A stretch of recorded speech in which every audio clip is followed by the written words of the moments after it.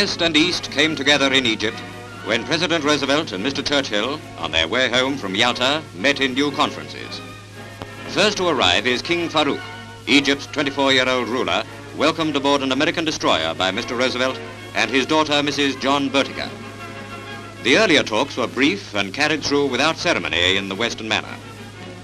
Next visitor to call on the President is the Emperor of Ethiopia, Haile Selassie, Lion of Judah and descendant of the Queen of Sheba. He has not forgotten his country's war with Mussolini and realizes the strength that lies in international unity. A series of independent conferences was also held by Mr. Churchill at the Auberge du Lac, 40 miles from Cairo.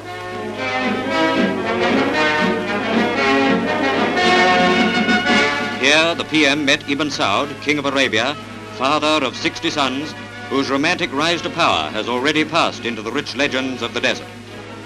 Behind him stands his famous dagger guard of Arabs who never leave his person. This is the first time Ibn Saud has left Arabia. The American destroyer which brought him to Cairo had a huge desert tent erected on its carpeted deck.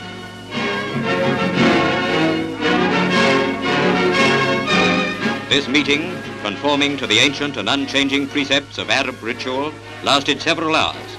Even leave-taking becomes a ceremonial.